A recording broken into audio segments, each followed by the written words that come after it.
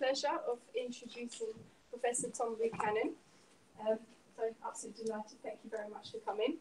Tom was one of my previous lecturers at the University of Westminster, and I have learned many things from him. So he was really a true inspiration for me, and possibly one of the reasons why I'm here today as well. So thank you for that.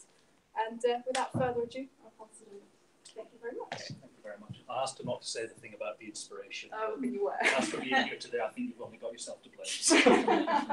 Okay, thank you very much to everyone for coming along to hear me talk about questionnaire measures of memory problems. And the question I'm going to pose is, to some extent, should we just forget about it? And I'll explain what I mean by that in a little while. But to get started and set the scene, what I'm focused on in this talk and some of the research I've been doing over the past few years is around various ways of measuring people's everyday experience of memory problems. And there are lots of self-report memory questionnaires out there. You may well have seen some, come across them in various contexts. So there are questionnaire measures that are used to assess people's experience of problems with memory and various aspects of cognition. Some of the well-known ones are the EMQ, the Everyday Memory Questionnaire, published by Sunderland, Harris and Baddeley, the PMQ, Prospective Memory Questionnaire, the Prospective and Retrospective Memory Questionnaire, the CFQ, the Cognitive Failures Questionnaire, one of the older measures published by Broadbent some time ago, a measure called WebExec that I'll talk a little bit about later on, measures like the DEX-S, that's the DEX self-report measure of dysexecutive syndrome. This is an example I've got up on the board here at the moment. It's part of a test battery designed to measure problems with executive function that I'll be talking about a little bit later on. And what these have in common is essentially people are asked to report on their various aspects of their memory and cognitive function. So for instance, this one here, I sometimes talk about events or details that never actually happened, but I believe they did, and you're responding on a 5-point scale.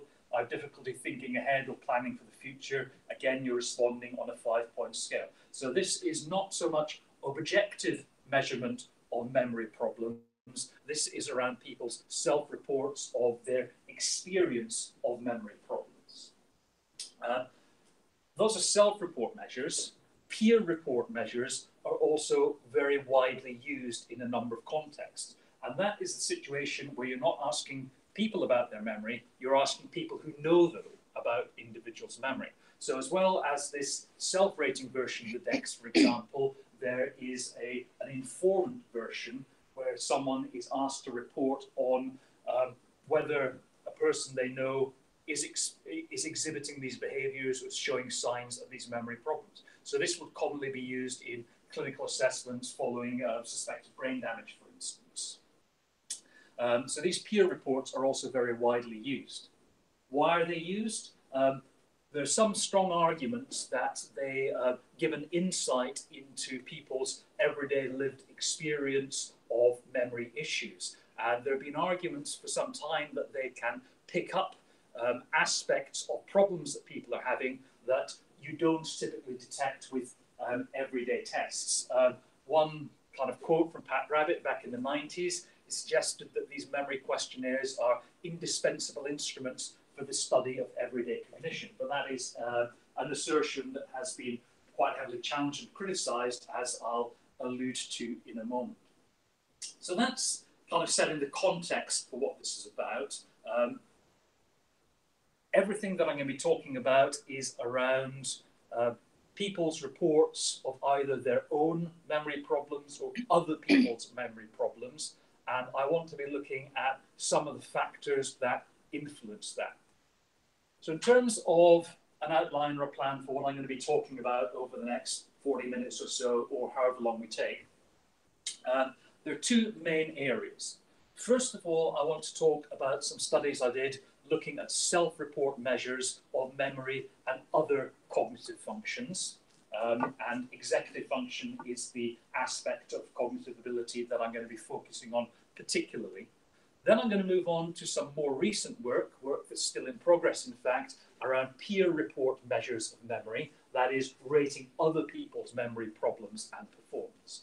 And I'll talk a little bit about some of the implications of the findings so far and some of the future work that I've got planned around some of the questions that really haven't been answered yet.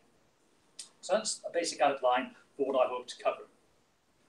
So we start out thinking about self-report measures of memory. Now, I said earlier on, although we've got this quote from Pat Rabbit saying these are indispensable instruments, we really need this information from people about the problems that they have, there's quite a lot of evidence that as actual measures of memory, these are pretty much rubbish. There is a lot of work that suggests that when you try to correlate people's scores on these kind of questionnaires with real objective measures of memory performance, there's very little association at all. And that body of research has involved lab studies, it's involved kind of cohort studies with aging populations, measuring people's kind of everyday cognitive difficulties using other instruments. And the general finding is that self-report memory questionnaires don't seem to actually measure people's level of memory ability. In fact, they seem to be much more influenced by depression, much more influenced by negative affective states, and much more influenced by personality. So for instance, the personality trait neuroticism, which I'll be talking about a little bit later on in the work that I'm going to be covering, has been found to be a predictor of the responses that people give to these questionnaires. So people, for instance, if they're evaluating their memory using something like the Everyday Memory Questionnaire, the argument for many of the critics is that we're not getting an index of their actual memory problems. What we're getting is an index of how depressed and how neurotic and how anxious these people are.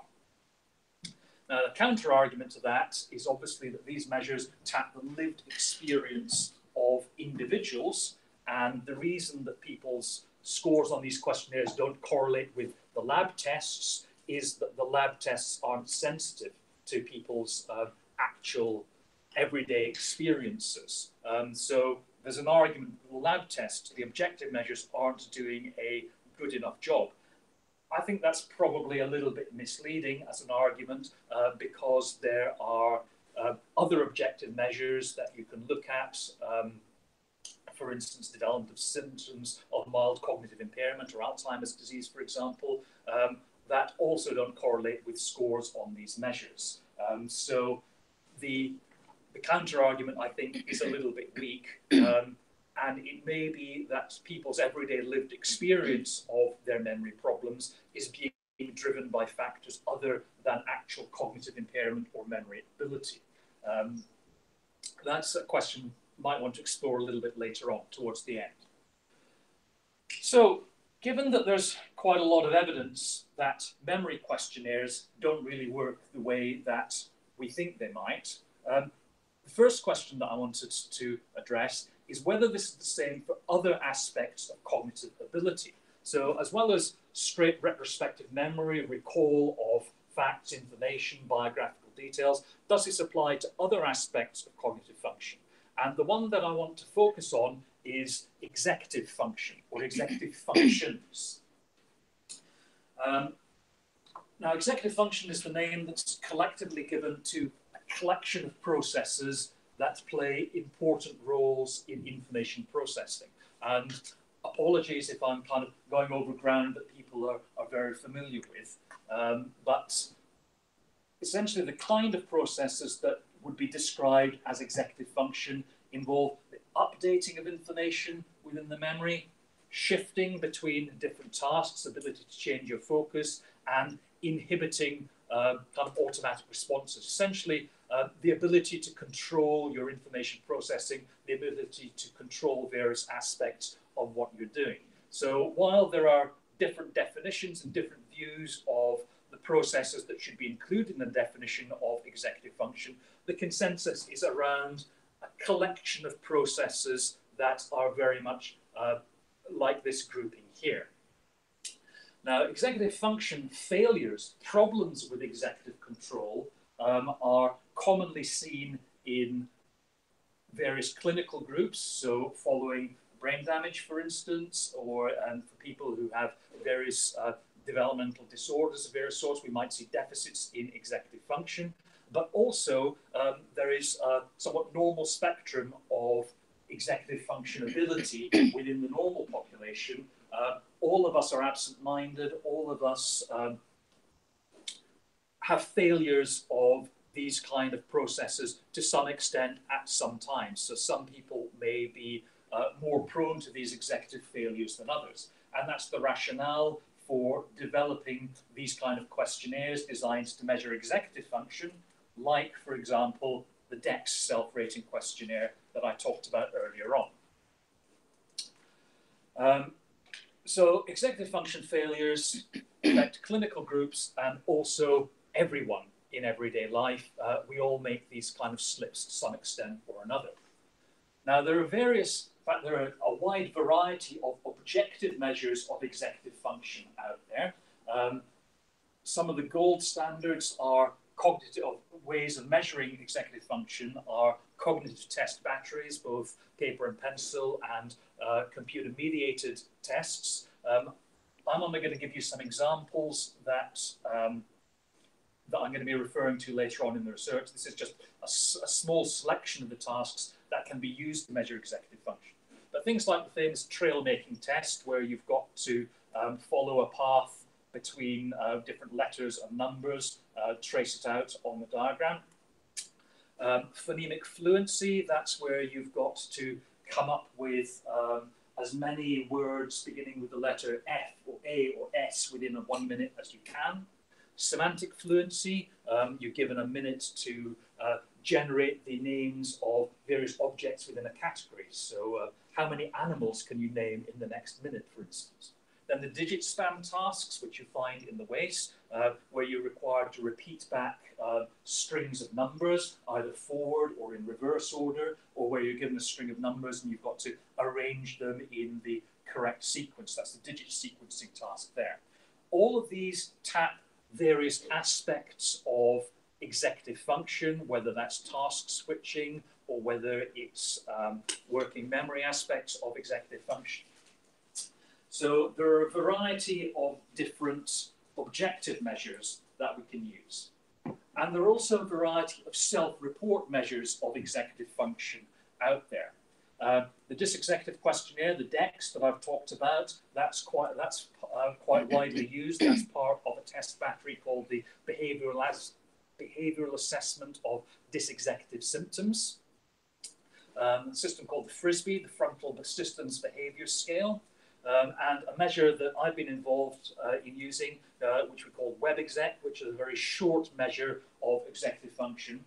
This was originally developed to give us a quick and dirty measure of executive problems in recreational drug users. And we deployed it at quite large scale using web-based questionnaires. And this is really my kind of route into this area of research came through the use of that questionnaire and some kind of odd things that we noticed about it that led me to ask some of the questions that we're going to be dealing with today.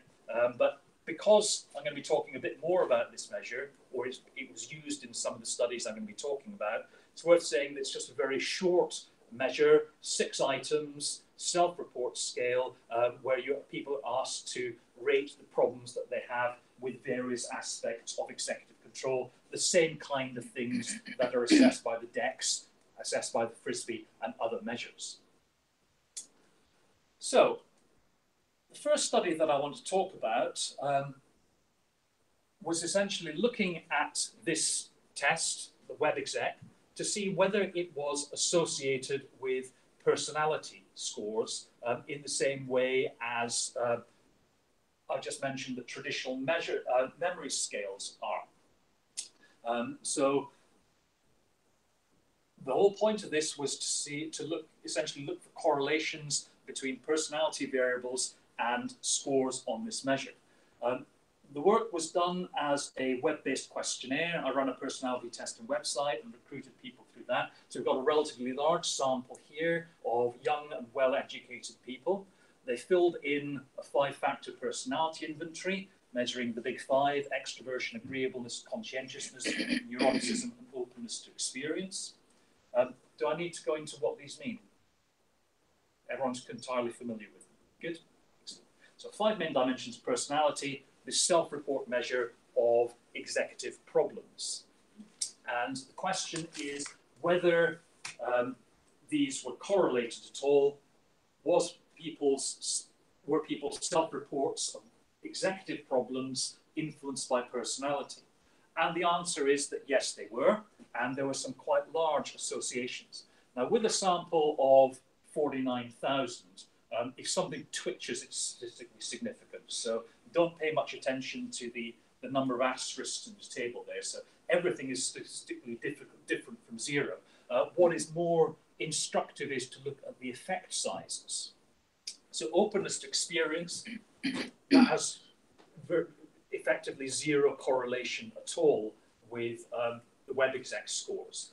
But if we look at conscientiousness and neuroticism, we have really quite strong associations. And that conscientiousness correlation of -0.58, that's probably one of the strongest correlations I've ever come across in the wild, in real life, as it were. So there are quite strong relationships between personality and people's scores on this questionnaire. So the conclusion from that is that self-reported executive problems correlate with personality, and it's mainly low conscientiousness and high neuroticism that correlate with scores on this web exec measure. Now, that then poses a little bit of a question. If the correlations with personality are so strong, then is this questionnaire actually measuring anything beyond personality, or are we in the situation, as with self-report measures of memory, that this isn't really measuring executive function? What it's measuring is just personality and perhaps affective state. So the way to answer that question is to bring in some of these objective tests and see whether people's scores on the web exec measure also correlate with objective measures of executive function. When you control for personality, do you get correlation? Now, this was also done as a web-based study, slightly smaller number of participants this time because the task that we asked people to do was a little bit more tedious, frankly. What got people to do was fill in the personality questionnaire again, fill in the web exec measure, so exactly the same as study 1 so far, but I also got them to do an online digit span task. Now, digit span task is where, just as a reminder, that's where I give you a string of numbers, say 357, and I say, well, repeat those digits to me. So 357. Now, or repeat them backwards, 753, whatever it is. And the idea is that you increase the number of digits, you increase the length of the string again and again and again until you're kind of reaching the threshold level where people can't perform anymore. So this was implemented as a web-based measure, and there's a representation of what people saw on the screen here. They saw ready, go, and then the first digits flashed up, and then the second digit flashed up, and then they were told whether they've got to produce them backwards or forwards. And what they had to do was to type in the numbers that they remembered and then click continue. So essentially, it was a text-based version of the traditional digit span task for people who are familiar with that. And it was administered in both forward and backward version. There is evidence from other studies that these kind of computerized text-based versions do correlate with traditional digit span measures. So there is some evidence of validity of this approach. So what did I find? Well, when we look at the correlations between personality and web exec scores, we've got essentially the same pattern of correlations as we had in study 1. Again, there's a big negative correlation with conscientiousness, and there's a big positive correlation with neuroticism. Reverse digit span is the index of digit span that is thought to correlate with executive function. And if you look at the correlation of WebExec with digit span, we should be getting a positive, strong correlation here if they're measuring the same thing. And it's almost zero there. Non-significant correlation, 0.08. There's no relationship there at all. So on the basis of this is suggesting that WebExec is actually measuring personality and it's not measuring executive function at all, at least using this measure. So that creates a little bit of a problem for me. You know, we've got this short, convenient measure of executive problems that doesn't appear to map on to objectively measured executive function at all. So what do? Well, we try to replicate it. And we go back to the lab and we use established methodology and we use multiple measures of everything to try and see what's going on. And we also look at whether other questionnaire measures of executive function might be compromised in the same way. So this was a smaller study. It was done with 100-odd psychology undergraduates taking part as part of a research participation scheme. And in a lab setting, we got people to complete 2 self-report measures of executive function problems. One was WebExec, that the last 2 studies have been about, and one was the DEX, which I've talked about a couple of times already. So this was the one that we made up a few years ago, and this is a much more well-established measure that's widely used in clinical settings. As well as that, we got them to fill in 2 personality inventories. So the same 5-factor personality inventory as we used in the past 2 studies I talked about, and also the Neo-Phi, which is the most widely used personality inventory in the world. So it's measuring the same constructs, but it's just a different version. So we're building in some redundancy here, some replication. And then the tasks, the cognitive tasks we got people to do were the waist digit span tasks, the trail making test, phonemic fluency task, where you've got to kind of generate examples of words starting with various letters, and the semantic fluency task where you've got to generate exemplars of members of a particular category, in this case animals. So the tests that we got people to do were essentially the ones that I talked about earlier on. So we've got these objective measures, we've got 2 self-report measures of executive problems, and we've got 2 measures of personality. What do we find?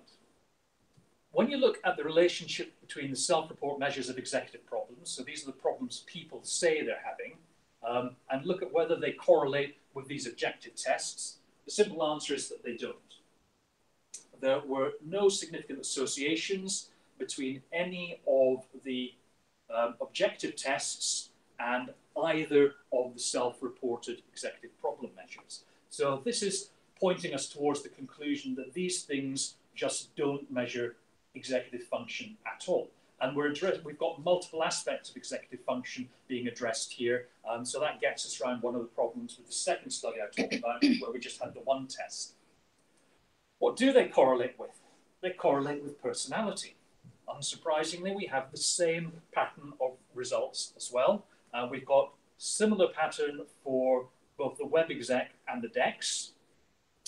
DEX scores, self-reported problems with executive function, correlate positively with neuroticism and negatively with conscientiousness. There are some other relationships in there as well, but these are the ones that I want to focus on because these are the ones that are coming up again and again and again across all of the studies. So what this is suggesting is that these measures, not just this one, but this one as well, are being influenced by personality rather than real problems. Taking these 3 studies together, we've got no evidence that self-report measures of executive problems reflect actual executive function, and we've got good evidence that they do reflect personality, particularly low conscientiousness and high neuroticism.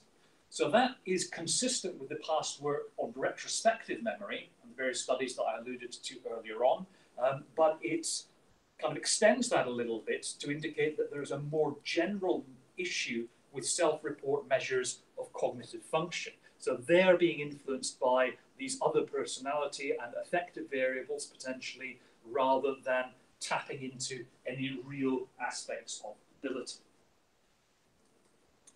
So those are self-report measures. I want to move on now to think about peer report measures, which in many ways are more important than self-reports. And we're talking here about situations where informants, sometimes called peer reports, sometimes called informant reports, where these informants are asked to report on the memory functions of other people, memory performance of others. A classic example is if someone is undergoing investigation of whether or not they've got clinically significant cognitive problems, like mild cognitive impairment or dementia. You would ask their relatives in a clinical interview setting, have you seen this behavior? Have they exhibited problems? One of the key diagnostic criteria is whether other people have noticed a change in the person's memory performance. So very often we want to use these kind of measures as part of a diagnostic process. They'd never be used as the sole diagnostic measure. Diagnosing kind of memory problems formally involves quite a time-consuming process, but it can trigger that process. It can trigger referral for testing. So potentially peer report measures have quite an important role to play. These are examples of some of the ones that you might encounter out in the wild in the real world. This is an excerpt from the Washington University Dementia Scale, called the AD8 for short, because it measures, it's a screening instrument for Alzheimer's disease, and it has 8 items in it. This is just an excerpt from it. So people are asked to report on the patient, let's call them, or the target person, saying whether there's been a change in various aspects of their memory performance over the past year or whatever.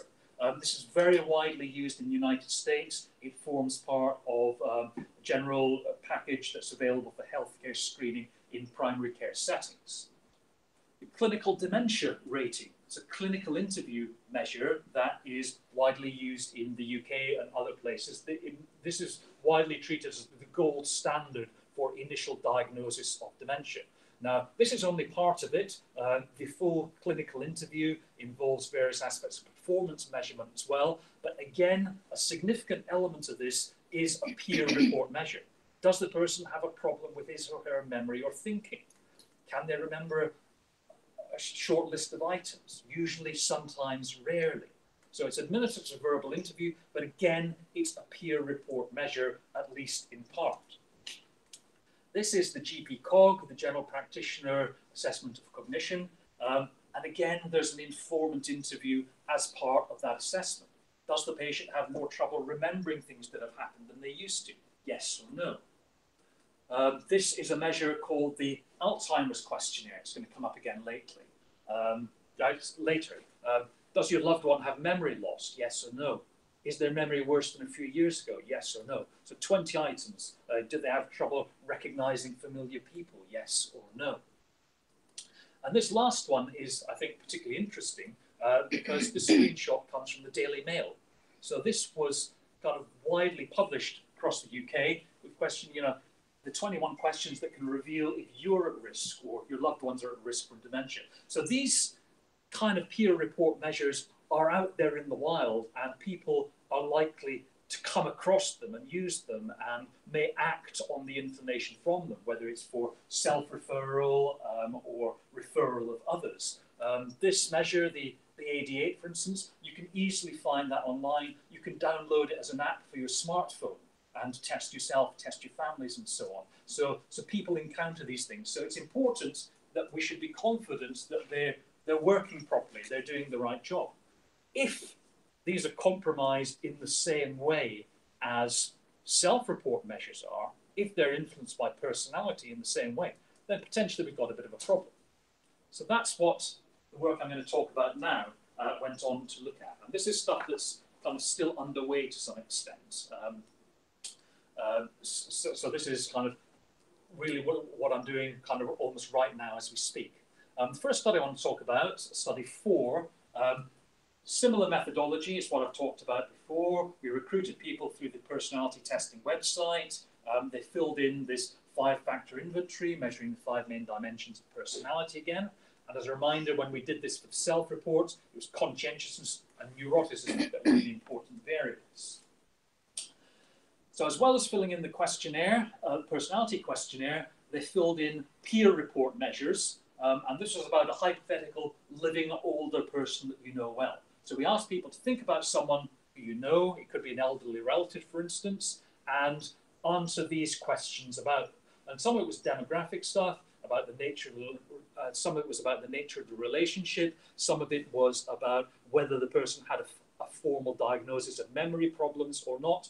But then we got them to fill in 2 peer report measures of memory performance, the Alzheimer's questionnaire, which was this one that I talked about earlier on, and the prospective and retrospective memory questionnaire, which measures 2 different aspects of memory. This is normally administered as a self-report measure, but it can be used as a peer report measure as well, and that's the format that we adapted it for. And we also took demographic variables and so on. So what did we find? Very small numbers on the screen here, and lots of them, so I'll just focus on the important bits here.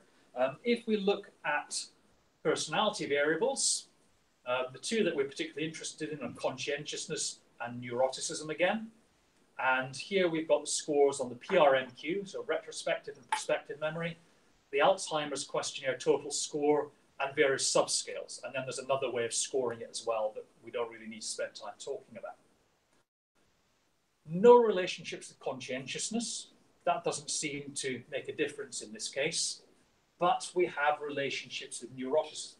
So people's neuroticism scores correlated with their ratings of other people's memory using both the PRMQ, prospective and retrospective memory, and also the Alzheimer's questionnaire. So if I was rating your memory, for instance, it's my personality that is driving my judgments of your memory performance. Yeah. So we've got, the other point is that there's correlation with some, but not all aspects of performance. So for instance, if we look at the Alzheimer's questionnaire, neuroticism correlates with the memory subscale, but it doesn't correlate with any of these others. And that suggests that some of these subscales might function differentially. And that's something I might come on to a little bit later on if we've got time. Okay, a little bit more digging into this to think about whether this would actually make a difference or not. Now, one of the measures that we use, the Alzheimer's questionnaire, can be used in diagnostic settings, and there's a threshold, there's a cutoff score for whether someone might have clinically significant problems or not. So the next analysis was to look at whether the rater's personality influenced the patient or the target person's likelihood of being diagnosed with dementia, at least using this scale. So for people who hadn't had a formal diagnosis of memory problems in the past, so we're not talking about people with dementia or mild cognitive impairment here, we're talking about effectively or putatively normally functioning older adults. We did a binary logistic regression looking at what predictors influenced whether they fell into a group that was below the diagnostic threshold or a group that was above the diagnostic threshold. And the finding was that neuroticism predicted membership of diagnostic category. So the more neurotic the rater is, the more likely the person being rated is to be diagnosed with dementia, according to this set of criteria. Now, it's a very small effect, if we look at the effect sizes, but essentially a 1-point increase in neuroticism increases the probability of diagnosis by 6%. That might not sound like a lot, but if you remember that the range of scores on neuroticism was something like 30 points. So there is potential here for a rater's neuroticism to practically significantly impact on the likelihood of someone being diagnosed with clinical memory problems. Study 5 was essentially a replication with a larger sample recruited in the same way. We used same personality inventory that we're familiar with, the same kind of questions. The only change was that this time they used the AD8 questionnaire to rate people's memory rather than the two that were done in the previous study. And this is a more ecologically valid implementation because the AD8 is very widely used for this purpose, more widely used than the measures that I talked about earlier on, and it is also available in a smartphone format, an online format. So the way that people were actually making these ratings is very similar to the way that people might have been making these ratings of their loved ones in real life. So what do we find? Essentially the same thing. Neuroticism correlates significantly with AD8 scores. So the more neurotic the rater is, the higher the rating of problems they're giving to the target person. Again, it's a very small effect. It's a tiny correlation there. But does it make a difference to the likelihood of diagnosis? I did the same secondary analysis looking at whether rater neuroticism impacted on the likelihood of someone exceeding the threshold for problems on the AD8. And the answer is that yes, we've got the same kind of relationship here. A 1-point increase in rater neuroticism increased the probability of diagnosis by about 5%. And again, we've got a wide range of scores on neuroticism, so there is potential for it to influence the likelihood of someone being referred. And again, even though it's a small effect size, this kind of screening is potentially taking place on a very large scale. So there is potentially scope for many people to be affected by this. So to summarize findings, for self-reports, established findings for memory, that is the fact that it's influenced by personality rather than actual memory ability, appears to apply to other cognitive constructs as well, in this case, executive function. For peer ratings, and this is the bit that's, I think, perhaps really new here, neuroticism predicts the ratings that we make of other people's memory. The effect sizes are pretty small, so that leads us to question, how much does this actually matter? Is it going to be clinically significant in the real world? There may be differences between measures in the extent to which they're affected by it, which opens the possibility of designing questionnaire measures or peer rating measures that perform better and are less susceptible to this personality effect. And the final thing is that there are differences in the personality variables that appear to affect self-ratings and peer ratings. Conscientiousness only applies to self-ratings. It doesn't apply to peer ratings, which is why I haven't talked so much about this. Who cares? Why does this matter? You know, why should I concern myself with these kind of tiny effects? Well, again, there is potential for some real-world influence because there is potential for influence on the diagnosis of memory problems if that 5% change in likelihood of diagnosis translates into anything that matters out in the real world in real assessments of memory, then it's something that clinicians would need to be aware of and might need to take into account. It might influence the choice of measures if there are differences between measures. And also, in cases like large-scale self-screening, for instance, questionnaires that are being published in the Daily Mail, if personality is influencing these things rather than real problems, kind of objective measures of real problems, then that's an issue that needs to be thought about. And as the population ages and as these problems become more and more of a social issue, we're going to be seeing, I think, more and more self-screening type initiatives. So potentially this does matter. So what are the key outstanding questions? What's going on? What underpins this phenomena? How does this effect actually work? Does the personality effect actually matter in the real world? That's the key thing for me. Is it actually going to impact on the likelihood of someone receiving an accurate diagnosis of memory problems? And if it does matter, then how do we deal with that? Is it just something that we have to live with, or are there ways of improving processes, improving instruments to change the situation?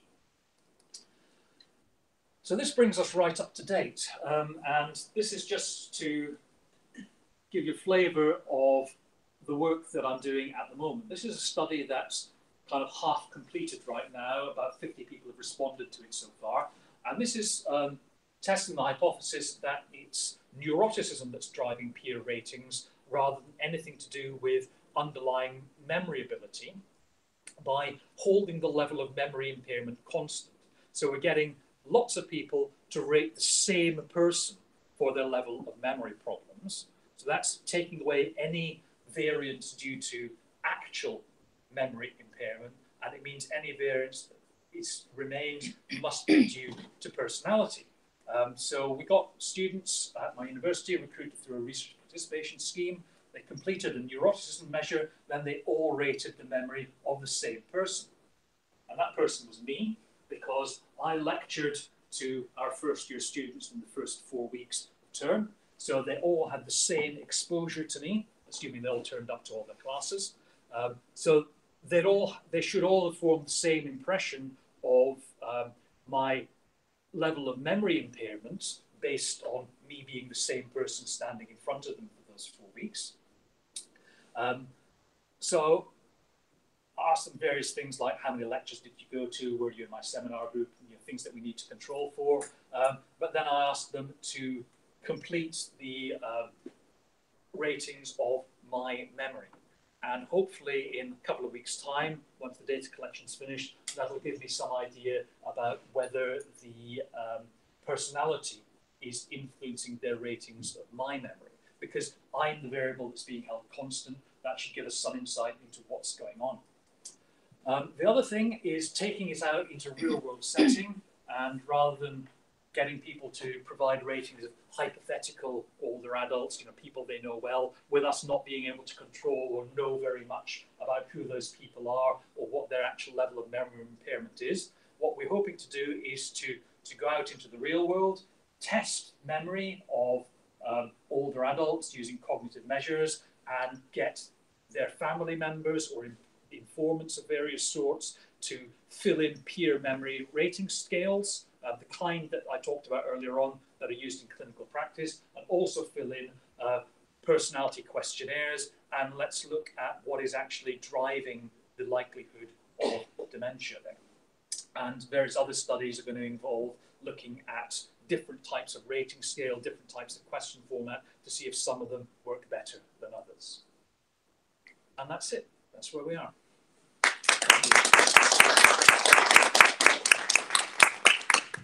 Thank you very much, Tom. Are you okay? Yeah, of course. Yeah. We'll take a few questions, then obviously we'll relax and have some refreshments. Any questions? Yes. I see that the personality aspect could be very wide-ranging on a number of ways of way consensus is taken. So when people go out and take sort of forms and sort of things like this, that the results they get can be skewed to a certain extent by their own personality. So not just with dementia or something, this can be a more wide-ranging sort of problem. Well, yeah, personality affects lots of things, essentially. One study I've been doing at the moment looks at whether the way you recruit people for studies influences the kind of personality profiles of participants you end up with.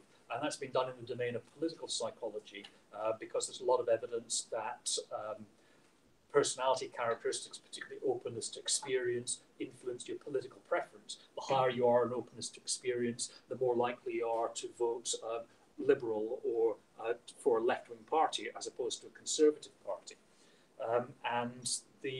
That's important because it could influence the outcomes of opinion polls. If you're recruiting a sample of people who are predominantly high or predominantly low on that dimension of personality, then that could impact on the outcome of the poll. So yeah, absolutely. Personality, I think, is very relevant to a number of different domains and a number of different types of assessment. I think what is particularly interesting or particularly important here, though, is the question of whether it's just personality that is driving response to these questionnaires, or whether they're measuring something useful as well. And if they're measuring something useful as well, then can we in some way take the personality factor out of the equation and control for it, so we get a better measure of what it is that we actually want to measure? Yeah, it's a little bit of a minefield. You said that the autism is affecting whether they're clinically diagnosed. Yes, Do you think potentially. only a positive effect, with a negative effect as well, people have low autism, Yeah. actually underreported? It could go either way, and that's one of the questions we want to look at. So it might be the case that, if you think about neuroticism, the continuum, right? It follows standard bell-shaped curve distribution within the population. Most of us are average, most of us are somewhere in the middle. Some of us are very high on neuroticism, some of us are very low, but we're at some point on the scale. So one possibility is that people who are high on neuroticism are overestimating the level of problems that their loved ones have. The other possibility is that people who are low on neuroticism are underestimating the problems that people have. And both of those are potentially kind of problematic, because if the more neurotic people are overestimating problems, then that increases the likelihood of false positive diagnoses. Now, when you get onto the actual clinical diagnosis stage, then that problem kind of goes away. The situation is that you've got more people being referred than should be referred because of this neuroticism effect. But we then have a formal diagnosis. We have proper cognitive test batteries, looking at biomarkers as well, and so on. So essentially, we have a bit of an increased workload, but people aren't going to end up with the wrong diagnosis. A low neuroticism effect is potentially more important, because if you've got people at the more emotionally stable end of the continuum, very low neuroticism scores, underestimating the problems that their loved ones have, then potentially you've got people who should be being referred for diagnosis and testing not being referred because the informants are essentially underplaying or not perceiving the severity of the symptoms. So I think you're absolutely right, and that's one of the key questions that we want to look at in the work we're planning at the moment. Which way does this effect go? Could be either.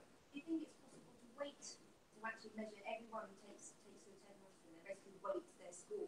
Yeah. Because so this is the effect we know it has. If you're highly neurotic, we're going to downplay your autism, we're going to It's possible, and that's kind of one of the things that we speculated about in the papers on this. Practically, I think it's difficult, because let's say you've got a GP who has, however many minutes to see a patient, 7 minutes, however long they're allowed. They're going to get them to fill in, or get the informant to fill in one of these short rating scales. Are they also going to get them to fill in a personality questionnaire and then apply some kind of weighting to the results? I think the answer to that is probably no, practically, and it's not something that we can realistically expect people to do. So I think practically a more sensible approach is to look at whether you can develop questionnaire and rating scale measures that are less influenced by this personality effect. So if the personality effect matters, then I think we need to be able to say something about the choice of instruments and design instruments that are a little bit more bulletproof to it, rather than introducing yet another measure that people have to be given. Does that make sense? Stats question now. Okay, go for it. Do you teach it? I noticed in your last two studies where you had the data for the logistic regressions that in the last one you had age being significant, and in the one before you didn't have age being significant. Where are we? Age group. So age is 0.02, so it's significant there. Yes. It wasn't in the previous one. Is that because there's some inherent difference in the ages that you had in the data samples? Or do you think age could actually be something that's quite important? Two answers. Yes, and I don't know. Sorry, no, and I don't know. I think the distributions of age groups are relatively similar across these two studies. They were the same kind of people recruited in the same way. Okay. So I think that there's unlikely to be something going on with one group that isn't going on with the other. The one factor might be a simple power effect, because this is a much larger study, so we might be picking up something in this one that we didn't in the other, correlations stabilizing. So that's a possibility.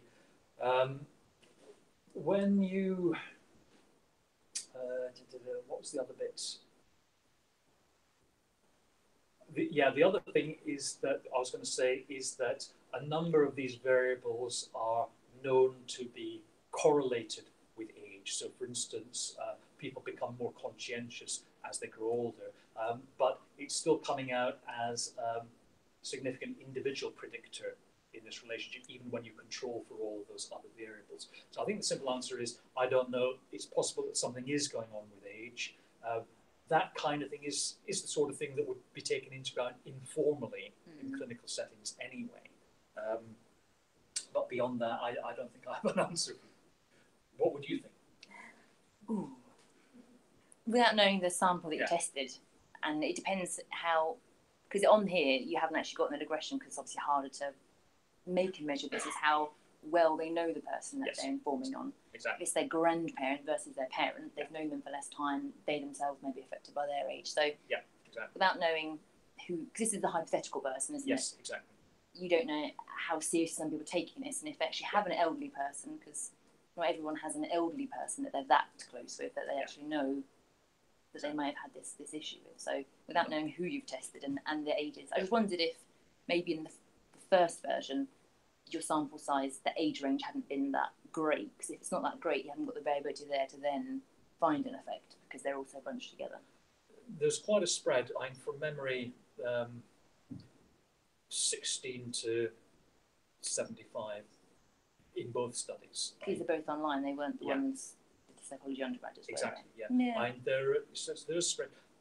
Most people, I'd say the average age was 25, and most of them are young American, well-educated, predominantly females. So there are sampling biases in there. I don't think there are differences between the two samples in terms of age distribution. But everything you've just said points out the importance of doing this, where we can actually measure these things and other variables as well, and actually control for some of this stuff. So it goes from being hypothetical to a measurement of the real thing. So that's what I'm working on at the moment. Hi. You're looking at neuroticism and cognition and this sort of thing. Yeah. What I'm thinking is that have you thought of flipping the coin? Because people that start suffering memory issues, you can notice a change in their personality. Yeah.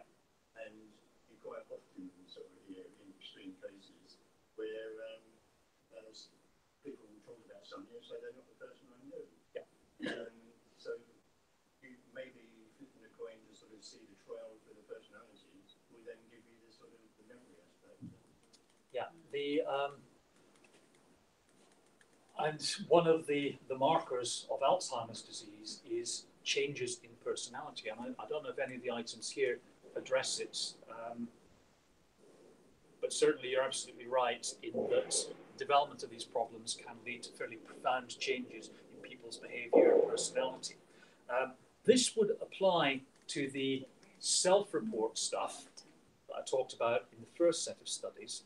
It'd be less likely to apply to the peer report stuff, which I think is really important, because the informants here aren't undergoing changes to their own memory. So their personality isn't going to be influenced by the progression of Alzheimer's disease, for instance. Whether a person's personality is influenced by their experience of someone else becoming ill and developing memory problems, I think that's a different question. And there's known to be a relationship between people's own personality and their kind of perceptions of and their behaviour as a caregiver for people with memory problems. So I think there are potentially questions to be asked around that as well. But in answer to your question, yes, I think that's a viable hypothesis for the self-report stuff. I think it's less likely to be something that matters for the peer report stuff. And I think it's the peer report stuff that is potentially most important to try and understand what's going on. Is there any research about cultural differences? I'm not aware of any. If we're talking about like Americans. Yeah. What about the Black Americans or the Black English? I'm not aware of any research that has done that kind of segmentation. Personality very differently. It's possible, yeah. This sample was probably about 70% American, 30% UK based. What the kind of ethnic breakdown within that is, I don't know because I don't ask the questions. There are known to be personality differences between American and British students as well. So cultural differences, whether small or large, could certainly have a role to play, but it's not something that I've looked at. I think we'll leave it there, and if you do obviously have more questions, and let's have a few more less formal chats or over drinks. And I'm conscious, I think we also got cake or something. So thank you all very much for coming, and thank you so much, Tom. That was absolutely wonderful. Thank you.